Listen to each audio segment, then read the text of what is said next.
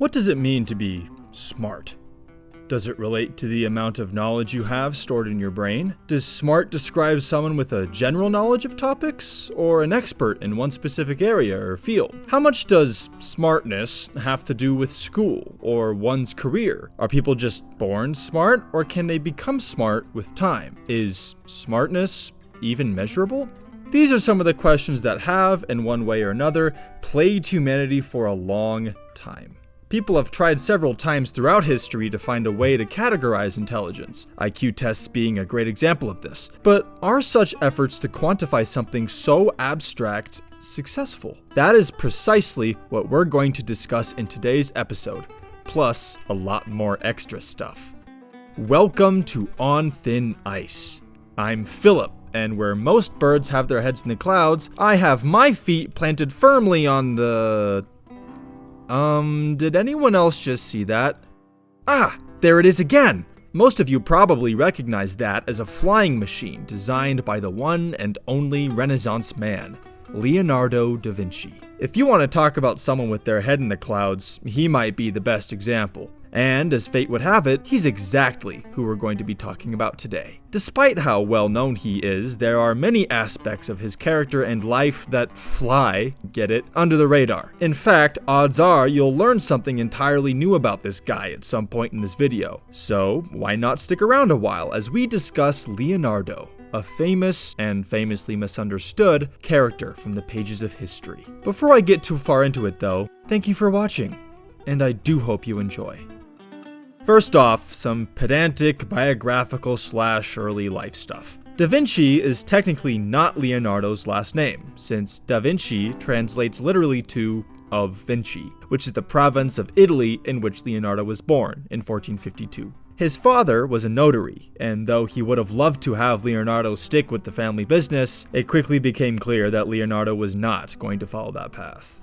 Instead, he ended up pursuing the life of an artist, and as he took on apprenticeships and learned from the masters, he saw his artistic skills improve. But that's not all. The year is 1484. The place, Milan, Italy. There lived the Duke of Milan, Ludovico Sforza, also known as Il Moro, which means the Moor. Sforza was a military man, and a particularly threatening one at that, so one could imagine his intrigue when an innocent-seeming letter arrived at his doorstep. It wasn't just a letter, either. It was a resume. Someone was applying to work at his court in Milan. Furthermore, this person appeared to be extraordinarily talented and experienced, professing expertise in the fields of military equipment and strategy, hydroengineering, architecture, city planning and infrastructure design, and other impressive things. At the very end of the letter, the author briefly and offhandedly mentions that they are an artist as well, being able to paint and sculpt.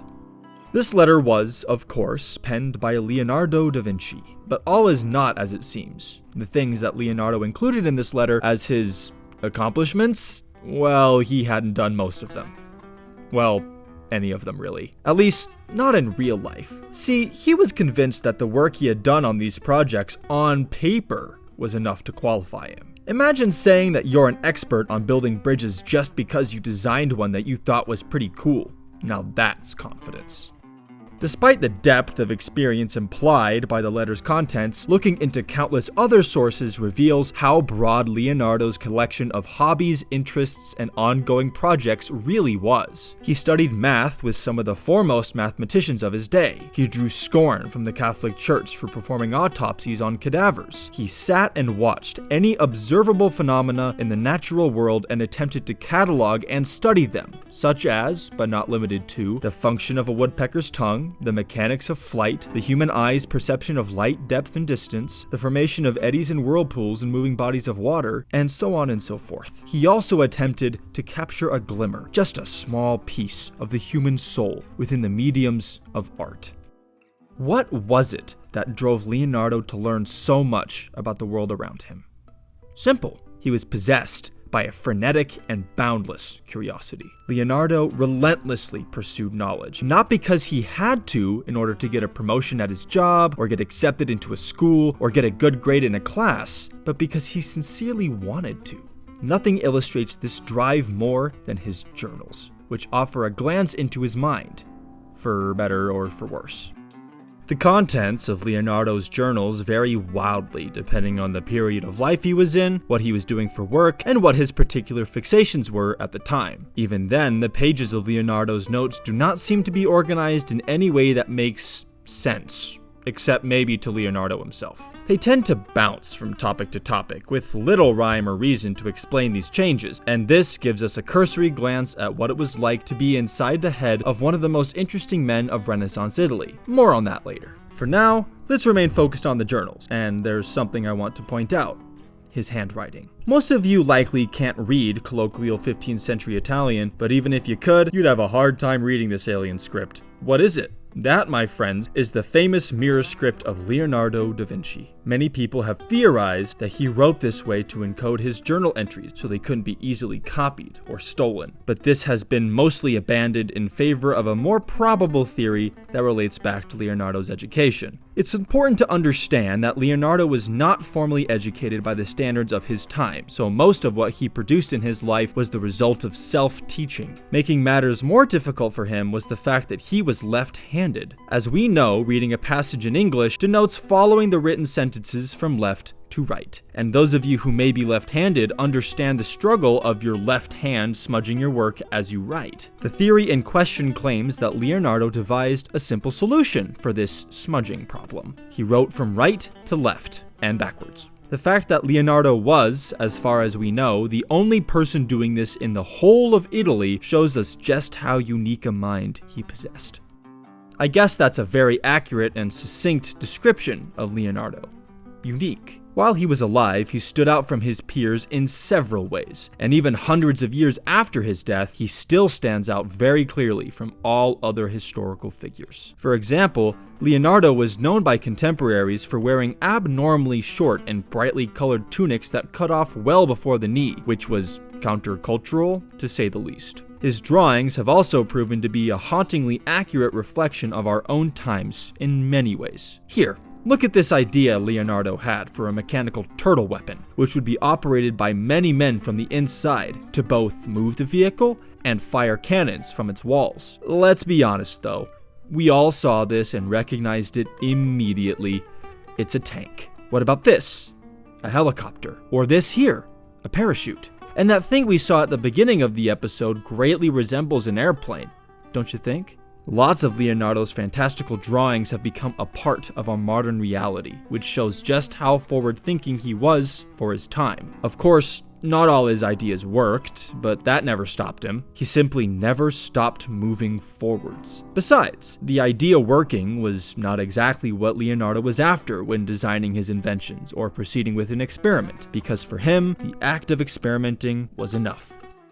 Now let's shift towards some of the controversies surrounding Leonardo da Vinci, and there are two primary points of contention worth mentioning. The first is his sexuality. Besides a couple of somewhat unreliable second and third-hand accounts, there is no clear indication of whether or not Leonardo was gay. However, we do have some fairly blunt hints that he may have been. His journals frequently reference the beauty of certain boys or men he would come into contact with, and two of his more notable apprentices were handsome young boys, one named Francisco Melzi and the other known only as Salai. Whether or not he had sexual encounters with any of his apprentices is unclear, and evidence for such affairs is circumstantial at best. Obviously, this should not affect people's view of him or his life's work. Rather, it's an interesting modern point of speculation about a person who lived in a different time. Speaking of modern speculation on historical figures, let's talk about the trait that I tend to believe is more obvious: Leonardo's mental health. While it's true that he writes on occasion about depression and sadness in his journals, that's not what I want to discuss. What I want to present to you is the subject of his mind itself. Here, look at some of his paintings. Beautiful work, right? This one's a classic. And come on, who hasn't seen this? Actually, at the time it was finished, not many people saw it at all. Why, you may ask? Because he never actually finished it. Now, most people would probably look at this painting and deem it complete. I mean, how could it not be? It's the Mona Lisa, for crying out loud. I'll tell you the truth though, and the truth is this. While we may think it's finished, Leonardo never did. It became his obsession, and he carried it with him wherever he went, changing things, adding some strokes, painting over a few things here and there. He was commissioned to paint it in 1503, and he worked on it until 1519. 16 years. But he must have turned it in at the end of those 16 long years, right?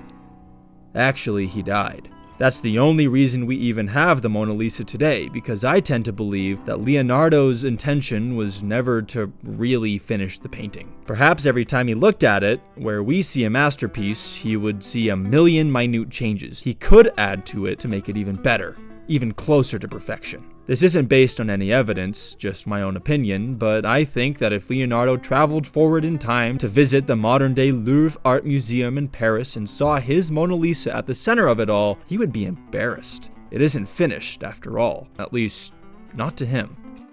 This incident of the Mona Lisa is not isolated. His inability to finish commissioned works quickly became infamous, and it caused him to be somewhat financially unstable during his lifetime. His talent as an artist was undeniable, but at some point, patrons stopped commissioning him and gave those commissions to artists who may have been technically lesser than Leonardo, but who would, actually finish what they were hired to do. He also didn't really publish any of his research discoveries or findings. For example, one time, he conceived a brilliant design for a more efficient textile loom in his journal. He then performed some calculations to determine how much money it could make. It was a lot. So, did he make the loom? Nope. He likely thought that solving that particular problem was a good enough reward for him, and he just moved on to the next thing. In another example, Leonardo was going through a stage in his life where he was attempting to deduce how the human heart worked. He left this sketch in his journal, along with the rest of his notes and findings. About 100 years after Leonardo's death in 1618, an English physician named William Harvey would discover how the heart and blood circulation systems worked in the human body, and his work would go on to be published and standardized in the medical field. Harvey is credited for discovering how the human heart works, except he isn't the actual first. That honor technically goes to Leonardo da Vinci. See, those drawings he left unseen and unpublished in his journal would end up being correct, and far before Harvey's time. Yet he never followed through on publishing his work or showing it to any relevant professionals of his time. Again, just having figured it out was probably enough for him, and he moved on to the next thing.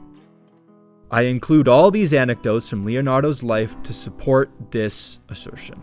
Leonardo da Vinci had a mental disorder. Its name has changed a bit over the years, but today it is known as Attention Deficit and Hyperactivity Disorder, or ADHD for short. The symptoms of ADHD are very, very clear to see across his entire body of work. His selective obsessiveness, his abandonment of incomplete past projects, aspects of his temperament and emotions, his never-ending compulsion to know everything about everything, his frenetic move to the next thing approach to learning, and so much more besides. While many people would lament the fact that Leonardo could have been so much more successful and accomplished in his lifetime if he could just finish things on time and manage his impulses more efficiently, I take the exact opposite stance. Without ADHD, we don't get Leonardo. While it is likely true that he could have accomplished a lot more by conventional standards, what he did accomplish and what we see of him today would not have been possible without his boundless energy and inability to stay put, which are the flagship traits of people who have ADHD. Leonardo da Vinci is an inspiration to us all, of course, but his life has special meaning to people who struggle with ADHD.